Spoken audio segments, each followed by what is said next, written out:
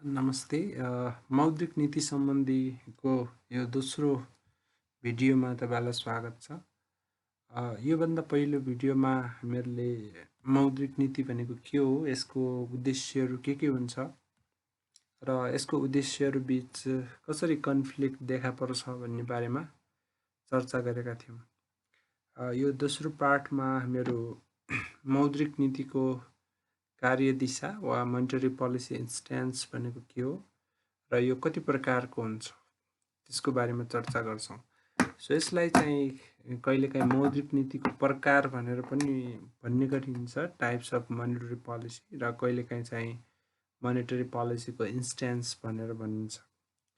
अब monetary पोलिसीको instance भनेको simply के हो त भन्दा मौद्रिक नीतिले हामीहरूले अस्ति मौद्रिक नीतिलाई डिमान्ड म्यानेजमेन्ट पोलिसीको रूपमा व्याख्या गरेका थियौँ।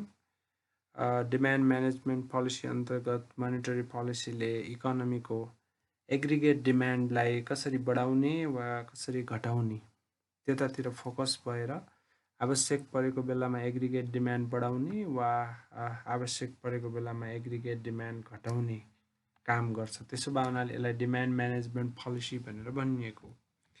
सो मौद्रिक नीतिले चाहिँ इकोनोमीमा एग्रिगेट डिमान्ड बढाउने वा घटाउने कस्तो खालको लक्ष्य राखेको छ।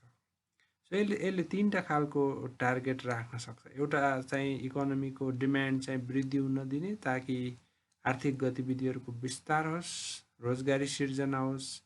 सो एग्रिगेट डिमान्ड बढाउने उद्देश्य राखेको हुन्छ। सो एग्रिगेट डिमान्ड बढाउने उद्देश्य राखेको छ भने त्यसलाई हाम्रो एक्सपेन्सनरी वा विस्तारकारी स्ट्यान्स अथवा विस्तारकारी मौद्रिक नीति भनेर भन्छौँ। त्यस्तै गरेर यदि मोनेटरी पोलिसीले इकोनोमीमा हुने टोटल माग चाहिँ कन्ट्रोल गर्ने वा घटाउने उद्देश्य राखेको छ भने त्यसलाई हामीहरू चाहिँ कन्ट्र्याक्सनरी अथवा सङ्कुचनकारी मौद्रिक नीति भनेर भन्छौँ। भने कतिपय केसमा मौद्रिक नीतिले क्लियर रूपमा एक्सपेन्सनरी इन्स्ट्यान्स पनि लिँदैन र कन्ट्र्याक्सनरी इन्स्ट्यान्स पनि लिँदैन। त्यस्तो बेलाको मोनेटरी पोलिसीको इन्स्ट्यान्सलाई हामीहरू कसस इन्स्ट्यान्स भनेर भन्छौँ। अर्थात् यो चाहिँ सन्तुलित कार्यदिशा भनेर भन्छौँ।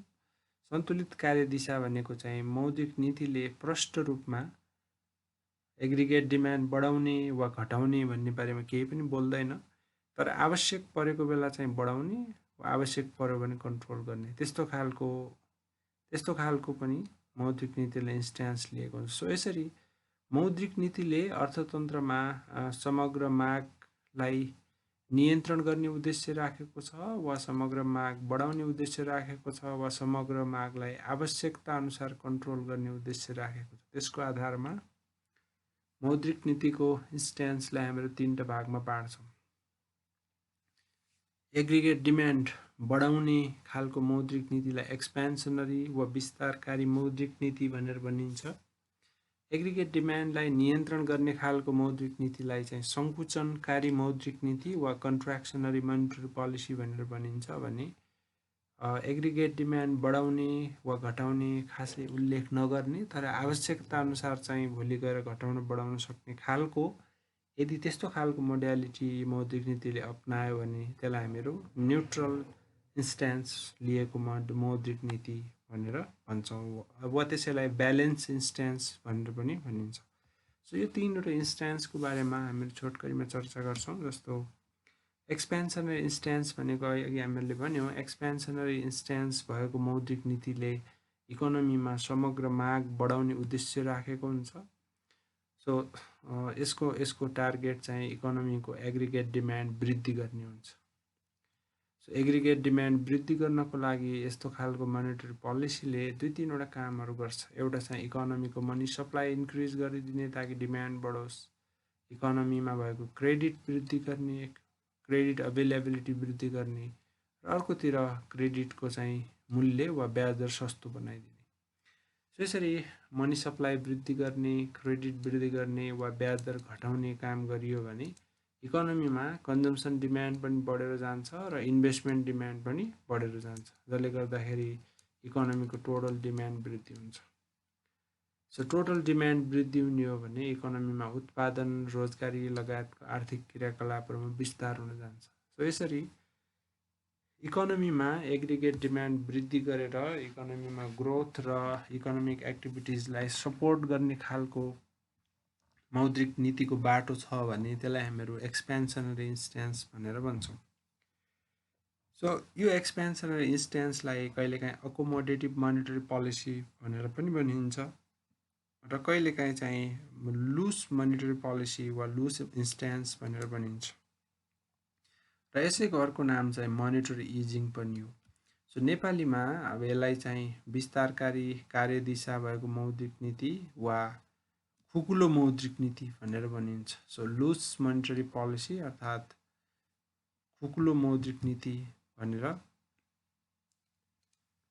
पनि भनिन्छ। सो यो यस्तो खालको इन्स्ट्यान्स भएको मौद्रिक नीतिको टार्गेट चाहिँ मेन के भनेको त भन्दा यसले चाहिँ इकोनोमीमा कसरी क्रेडिटलाई एक्सप्यान्ड गराउने, मनी सप्लाई कसरी बढाउने, ब्याज दर कसरी घटाउने भन्ने टार्गेट राख्छ, जसले गर्दाखेरि डिमान्ड वृद्धि होस्।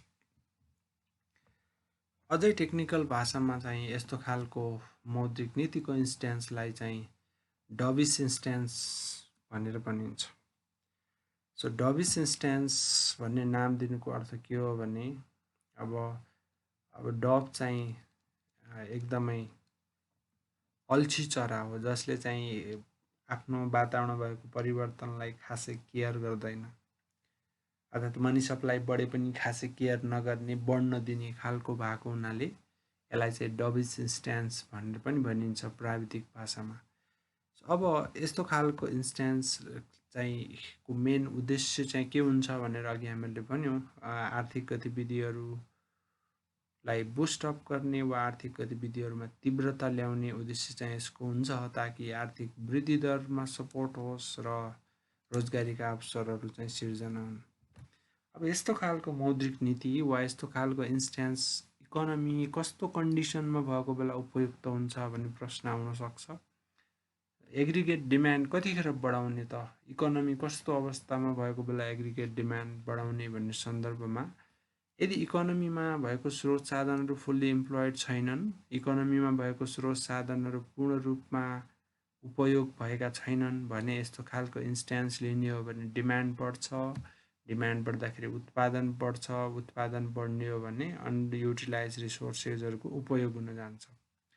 अथवा अर्थतन्त्र एकदम मन्दीको अवस्थामा गयो, रिसेसनमा गयो भने पनि यस्तो खालको मोनेटरी पोलिसी लिन उपयुक्त हुन्छ, यस्तो खालको कार्यदिशा लिन उपयुक्त हुन्छ। सो इकोनोमी मन्दीमा भएको बेला र economy less than fully employed भएको अवस्थामा यस्तो खालको इन्स्ट्यान्स मोनेटरी पोलिसीको लागि उपयुक्त हुन्छ।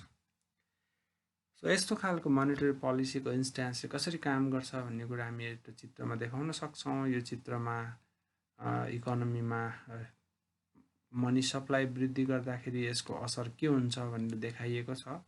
सो यो चित्रमा सुरुमा यो मनी डिमान्ड र मनी सप्लाई, यो मनी सप्लाई चाहिँ ठाडो रेखा हो, मनी डिमान्ड चाहिँ डाउनवर्ड स्लोपिङ लाइन हो। सो सुरुमा चाहिँ ब्याज दर R1 लेभलमा डिटरमाइन भएको छ र यतापट्टिको चित्रले त्यो R1 लेभल अफ इन्ट्रेस्ट रेटमा इकोनोमीमा लगानी कति हुन्छ भन्ने कुरा देखाउँछ। अब एक्सपेन्सन इन्स्ट्यान्स भएको मोनेटरी पोलिसीले मनी सप्लाई वृद्धि गर्ने हो भने इकोनोमीको ब्याज दर चाहिँ R1बाट घटेर R0 मा पुग्छ, ब्याज दर घटेर R0 मा पुग्ने हो भने यो रेखाले चाहिँ यो चाहिँ इन्भेस्टमेन्ट कर्भ हो, इन्भेस्टमेन्ट कर्भले लगानीमा वृद्धि हुन्छ र I0 मा पुग्छ लगानी वृद्धि भएर, वा I2 भन्ने नाम दिन सक्छौँ, I2 मा पुग्छ भनेर भन्छ। सो यसरी इकोनोमीमा मनी सप्लाई वृद्धि गर्दाखेरि यसको असर कहाँ पर्छ त भन्दा यसले ब्याज दर सस्तो बनाउँछ वा ब्याज दर घटाउने काम गर्छ। ब्याज दर घट्दाखेरि इकोनोमीमा इन्भेस्टमेन्ट बढ्छ, कन्जम्सन बढ्छ, जसले गर्दाखेरि एग्रिगेट डिमान्ड बढ्छ। एग्रिगेट डिमान्ड बढ्ने हो भने इकोनोमीको उत्पादन बढेर जान्छ।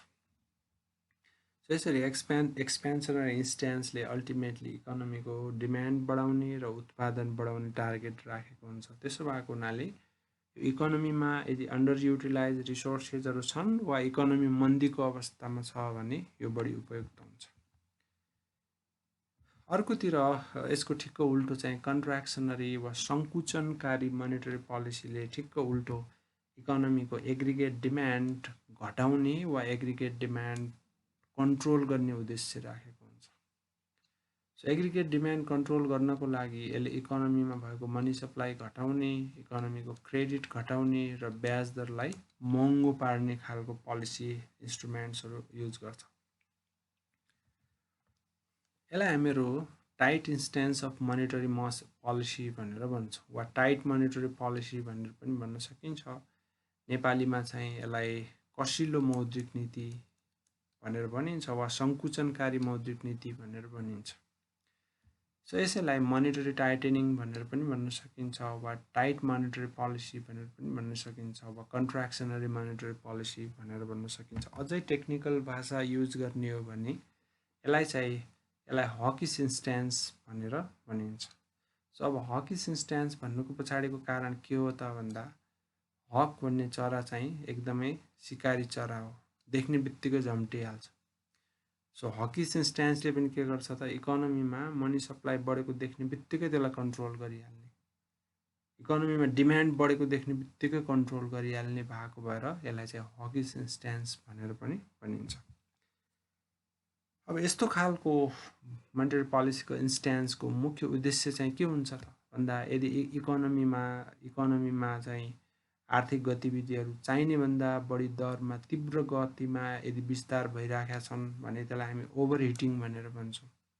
सो इकोनोमीमा आर्थिक गतिविधिहरू एकदम स्पिडमा वृद्धि भइरहेछ, स्पिडमा विस्तार भइरहेका छन्, चाहिने भन्दा बढी गतिमा विस्तार भइरहेका छन् भने त्यो चाहिने भन्दा बढी गतिमा विस्तार भइराखेको अर्थतन्त्रलाई चेक गर्ने वा रोक्ने चाहिँ यसको उद्देश्य हुन्छ।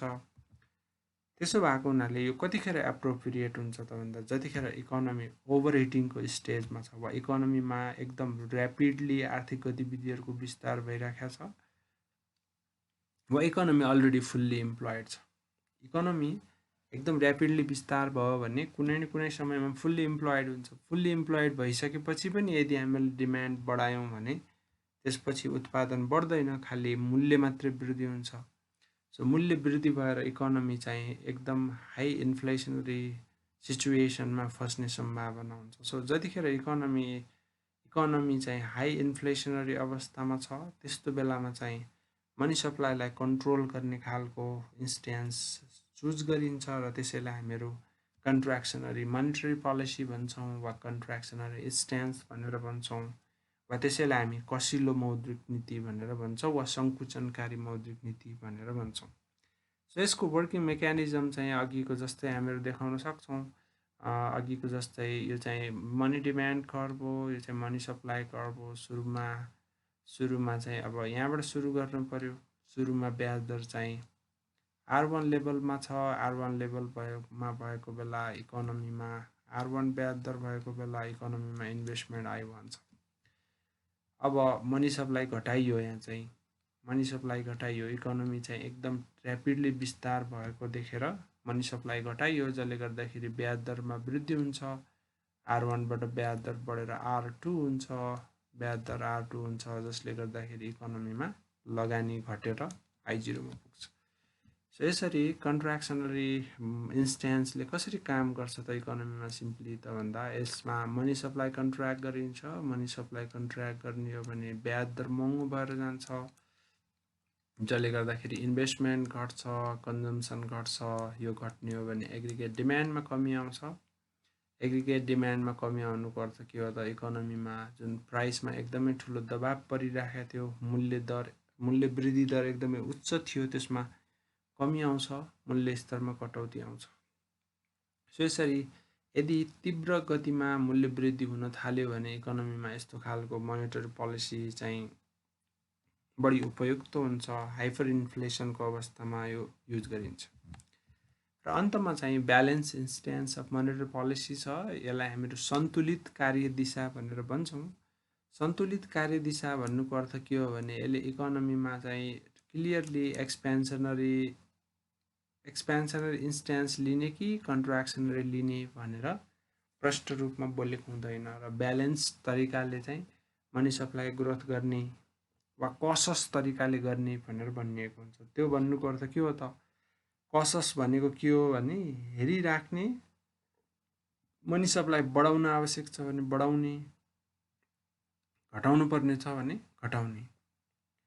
सो यस्तो खालको इन्स्ट्यान्समा कहिलेकाहीँ हाम्रो कन्ट्र्याक्सनरी पनि इन्स्ट्यान्स युज गर्छौँ, कहिलेकाहीँ एक्सपेन्सनरी पनि युज गर्छौँ, तर क्लियरली चाहिँ यो गर्ने भनेर लेखिएको हुँदैन। आवश्यकता अनुसार मनी सप्लाईको वृद्धि दर बढी गर्ने वा कम गर्ने, ब्याज दर आवश्यकता अनुसार बढ्न दिने वा घट्न दिने खालको चाहिँ जोड यसको हुन्छ। त्यसो भए हुनाले मौद्रिक नीतिको यो कार्यदिशाको चाहिँ दुईटा अब्जेक्टिभ हुन्छ। एकातिर यसले के गर्छ त, आर्थिक गतिविधिहरू सपोर्ट गर्नको लागि चाहिँ मनी सप्लाई बढाउने, आर्थिक गतिविधिहरू सपोर्ट गर्नको लागि मनी सप्लाई बढाउने वा एक्सपेन्सनरी स्ट्यान्स लिने। तर एक्सपेन्सनरी स्ट्यान्स लिँदा लिँदै एकदम इन्फ्लेसन क्रिएट हुन थाल्यो, मूल्य बढ्न थाल्यो भने एट द सेम टाइम चाहिँ मूल्य वृद्धि चेक गर्नको लागि चाहिँ मनी सप्लाई कन्ट्रोल गर्ने। सो दुईटा काम सँगसँगै पनि यसले गर्छ। सो यसरी हामीले मौद्रिक नीतिको कार्यदिशालाई तीनटा भागमा बाँड्न सक्छौँ। मोनेटरी पोलिसी इन्स्ट्यान्सलाई एउटा चाहिँ एक्सपेन्सनरी इन्स्ट्यान्स भनेर भन्यो। एक्सपेन्सनरी इन्स्ट्यान्सले चाहिँ मनी सप्लाई वृद्धि गरेर इकोनोमीको एग्रिगेट डिमान्ड वृद्धि गर्ने लक्ष्य राखेको हुन्छ। यो चाहिँ मन्दीको समयमा बढी उपयुक्त हुन्छ। अर्को चाहिँ कन्ट्र्याक्सनरी इन्स्ट्यान्स भनेर भन्यो। कन्ट्र्याक्सनरी इन्स्ट्यान्स चाहिँ इकोनोमी चाहिँ ओभर हिटिङ भएको बेला वा इकोनोमीमा उच्च मुद्रास्फीति भएको बेला बढी उपयुक्त हुन्छ। यसले चाहिँ मनी सप्लाई घटाउने, क्रेडिट कन्ट्रोल गर्ने, ब्याज दर बढाउने यस्तो खालको उद्देश्यहरू राख्छ भने अर्को चाहिँ हामीले सन्तुलित कार्यदिशा भनेर भन्यो, ब्यालेन्स इन्स्ट्यान्स। ब्यालेन्स इन्स्ट्यान्समा चाहिँ आवश्यकता अनुसार मनी सप्लाई घटाउने वा बढाउने टार्गेट राखिएको हुन्छ र यसले चाहिँ ड्युअल उद्देश्य राखेको हुन्छ, इकोनोमिक एक्टिभिटिजलाई पनि प्रमोट गर्ने र इन्फ्लेसनलाई कन्ट्रोल पनि गर्ने।